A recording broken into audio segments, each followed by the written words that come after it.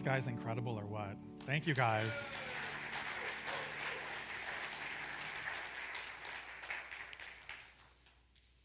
I've been thinking. Uh-oh.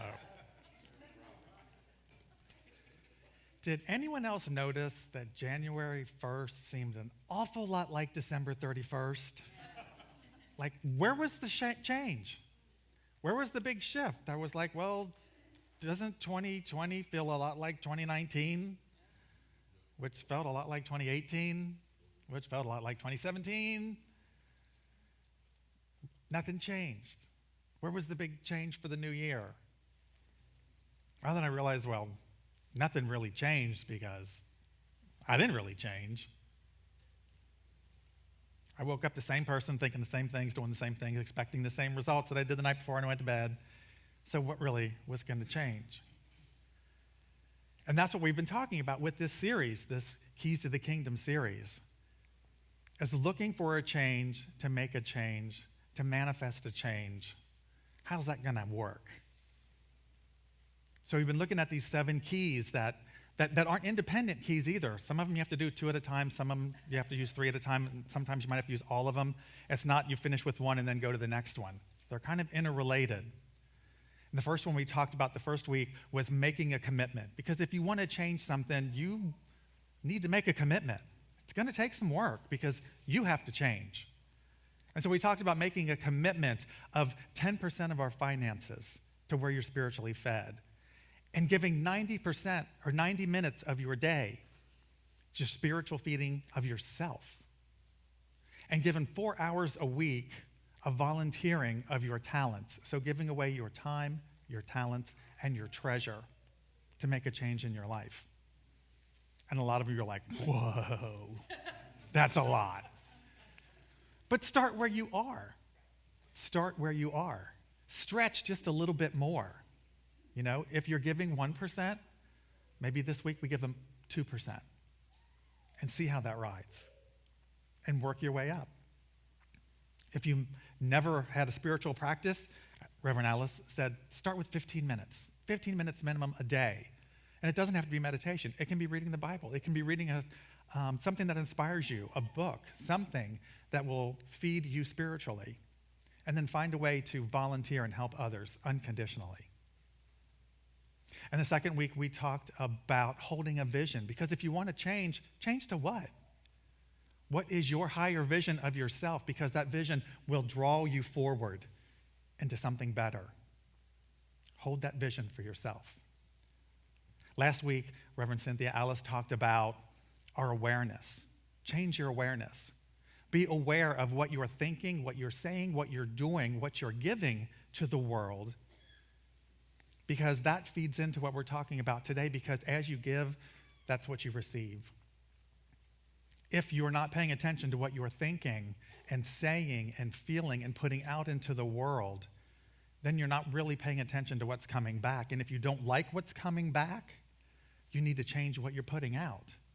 So be aware of your thoughts and your feelings and your actions, and make sure that's exactly what you mean to do and that you want. So that brings us to today, because if you're changing and you're looking for something new, you need to make room for it. You know, there's the saying, you can't put anything in a full glass of water. You have to dump something out first. You can't add ice if the glass is full. You're going to make a mess. You have to make room, dump something out. So how do we make room for the new? And what does that mean? Well, it starts with a consciousness, and we've talked about that a lot, of abundance. But what I want to put forth is, how are we using the term abundance? And what exactly do we mean by that? Because people say, I want more abundance in my life. I want more prosperity in my life. As if you could go to the store and say, I would like to purchase a pound of abundance, please. You know, if you're making a recipe, you can't add salt, pepper, and a cup of abundance. Because it's not a noun. It's a quality. It's a quality to your life. It's a quality that comes to your life because you are aware of your oneness with everything. That there is enough. That infinite divine substance This unending supply of divinity is available to you because, as we say in our first principle, there is only one power and one presence, one right action in the world and in my life, God. Just one. So if there's one thing in the world, then I have to be part of that. And everything else has to be part of that. So I'm part of everything. So we're all connected. There's all one, and it's whole. So everything I need or want has to be part of what I am and I'm connected to. So it's a quality. You don't buy an abundance of peace. You have an abundance of peace. You have an abundance of love. It's a quality of the love and the peace. There's an abundance of it. There's plenty there. And there's always going to be some there because of what we refer to the law of circulation. Because if everything is a whole and everything is complete, the law of circulation realizes that we're in a closed system. Everything's connected, everything's whole. So as you take a whole piece of, think of a garden hose full of water. If at one end of the garden hose you turn on more water, water immediately runs out the other end of the hose because it's all connected. You don't have to wait till this water gets to the other end because it's all connected. And you can do it in reverse too. You can put a pump on this end, stick it in the other end of the swimming pool, and as soon as you start taking water out of this end of the hose, the pool starts draining because it immediately sucks water in the other end. Because the universe abhors a vacuum. It can't do nothing. Because it's all one whole thing. So I like to think of it as, think of the air in front of you. If you step forward, you really push the air out of the way. And where you were a moment ago isn't empty. There's not no air back there. The air comes up right behind you and fills in. But it's not the same air that I pushed out of here when I moved here. And if I walk quickly enough past you, I'll actually move enough of that air, you'll feel it as I walk by. Because we're all connected. It's a closed system. As you give something, something has to come in behind it. Anybody ever tried to dig a hole in a bucket of water?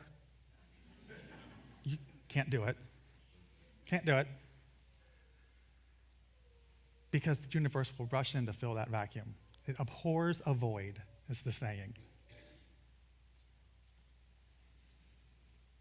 So, if we want to change something, if we want new to come in, we have to move something out.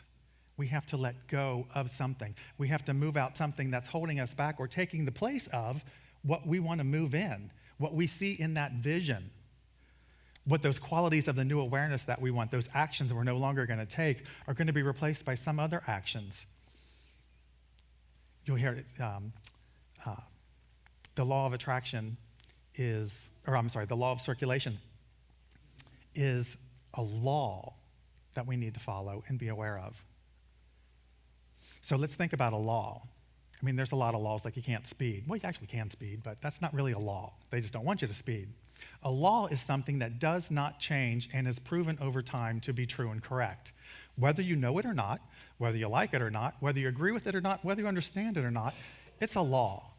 So we're talking about divine laws, ultimate law.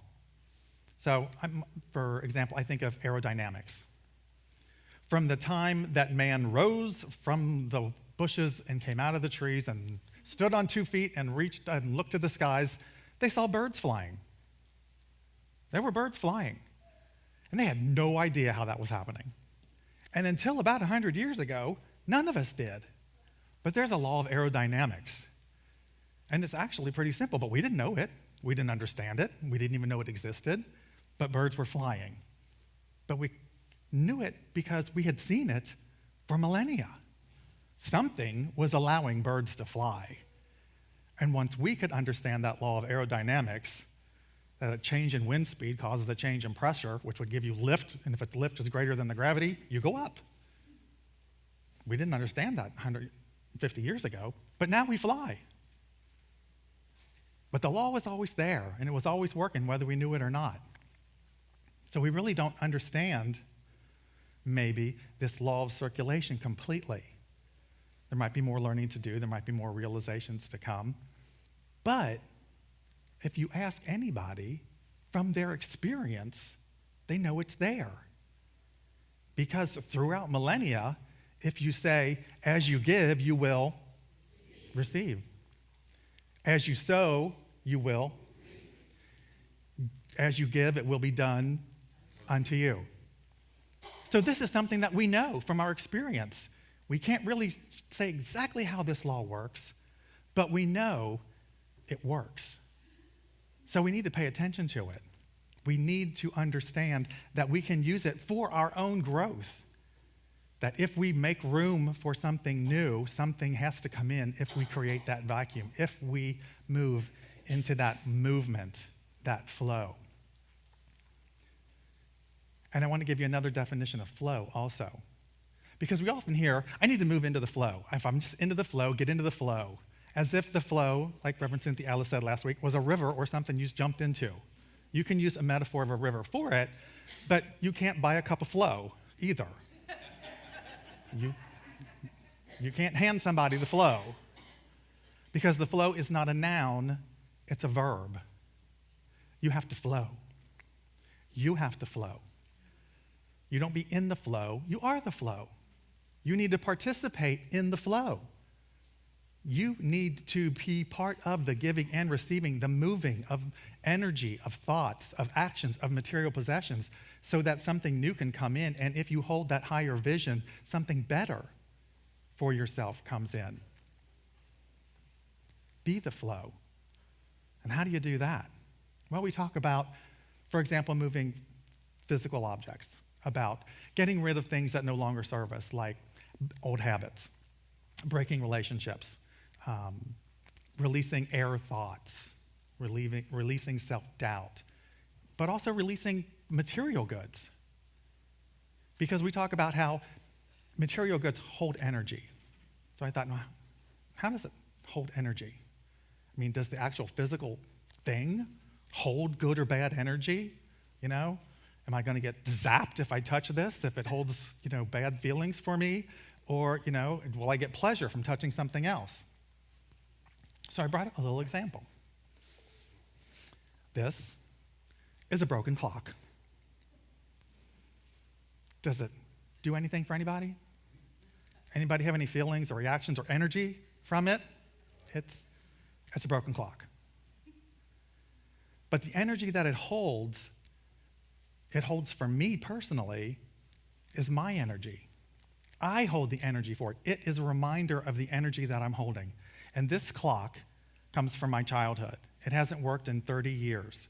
But when I was younger, my grandparents had a small house on a lake called St. Mary's Lake in Salina, Ohio, that we would open up in the summertime, and we would go up there and fish. And in the summertime, my grandparents would take some of us grandkids during the week to spend time up there.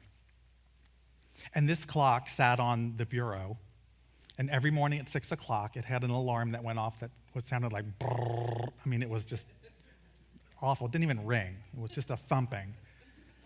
But every morning at 6 o'clock went off to Grandpa was going to get up and go fishing, and he would come in and wake us up, and Grandma would make us breakfast, and we'd go fishing with Grandpa till 9 or 10 o'clock in the morning, then come back and go swimming with Grandma and spend our summers there. And all of my brothers and sisters, I have 6 siblings, we all took turns going with Grandma and Grandpa to Salina to spend time on the lake. And this clock was there from before I was born. And when my grandmother sold the cabin after my grandfather died, she asked us all what we wanted. I said, I want the clock. And then I got the clock. And I mean, there was antique furniture in there. There was some nice stuff there, but I wanted the clock. And then it stopped working, and I still have it 30 years later. Because the energy it holds for me is family and security and love and peace and quiet and fun and simplicity and innocence. So that's the energy that this holds. And it won't hold it for you, but it holds it for me. So that's what we're talking about when we're saying let go of something that holds energy. So I'm not going to let go of that because it's a positive thing in my life. So we look where in our lives can we let go of something that brings up that energy in us that we need to let go of. And as Reverend Alice will often say, I'm not going to ask you to do anything I'm not willing to do myself. So I thought, where do I need to make room for the new? Where do I need to let go of something? Where do I need to release? What thoughts am I holding on to that are represented by something in my home? And I went to my closet. So I decided I was going to go through my closet because I thought I have more than I need, and I don't need to be holding on to those. And why am I holding on to so many shirts? Because I probably have 30 or 40 shirts. Really, that's what I was thinking. I probably have 30 or 40 shirts in there. And for me, what it brought up was I won't have enough in the future. I never had enough in the past. There's a sense of lack there. When I was growing up with all of us kids, I had all my clothes hung on this much space in a closet. I had Sunday clothes and I had play clothes. And I had a pair of gym shoes and a pair of dress shoes. And that was it for most of the time I was growing up until I got a job and started buying more, because that's what I got. And most of those are hand-me-downs. But I had enough. I never went not being dressed fully, but that's what I had. So that feeling of what if I lose my job in the future, or I might need it later, or I worked really hard for this, or I like that. So I accumulated, and realized what I really was holding on to is the fear of not having it someday and not accepting that I had enough. So I started pulling out shirts that I hadn't worn in a while and realized I have all these because I like them. I really like them. So I went through and I pulled out of the shirts that I want to give away that I still like, I pulled out 35. I actually put 3 away that I didn't bring because they were frayed. But these are 35 laundered, slightly starched, dry clean shirts that represent I wasn't really accepting the abundance in my life, that I have enough. And I took these out and I looked in my closet and it's still really full. It's still full. I have enough. I will always have enough. There's enough in my life. I can let go of the energy in me that said, what if? Maybe not. A little bit of lack, a little bit of fear. So letting go of these perfectly good shirts that I like is really me letting go of that fear and that doubt. That's the energy that I need to move out. And this is how that vacuum works, whether you're paying attention or not, whether you know what's going on or not. Because 2 weeks ago, this came to me that this is what I was going to do in this talk, that I was going to go through my closet to bring these shirts here and go, these are really nice shirts. I mean, they're beautiful. Anybody like the shirt? You like that? Does anybody want it? Because I'm not taking it home, seriously. If you want one of these, it's yours. I already gave some away at the first service, but I said don't take them all because it'll be a bust of a service if you take them all. So this is what's left after the first service. But after the service, if you'd like to take one of these perfectly good, clean, laundered, slightly starched shirts, please do, because they're beautiful and I love them, but I don't need them anymore. I have enough. So I'm giving these away. I decide this is what I'm going to do, and I'm letting go of all that. And the very next week, last week, Christy sends me a message and says, I've got these ties that were given to me. Would you like them? I'm like, sure. Didn't put it together until yesterday. I said, sure. So she drops them off and I pick them up. This is one of them. This is a Giorgio Armani tie. There was a Hugo Boss. There was some Ferragamo ties. And then she tells me, because I gave these away totally to whoever wants them, the universe said, oh, here's about 10 ties you can have from Neiman Marcus. That's where the ties came from for free. And I had no expectation, no knowledge, that I was just simply giving away shirts that I like because they were allowing me to release negative energy. And the universe said, oh, well, in their place, have 10 designer ties.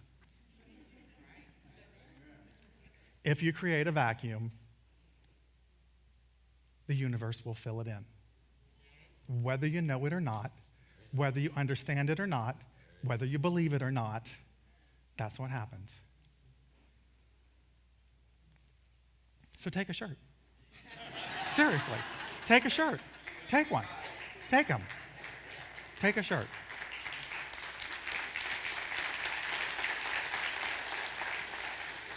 So the last point that I want to make this morning is prove it to yourself. Prove it to yourself.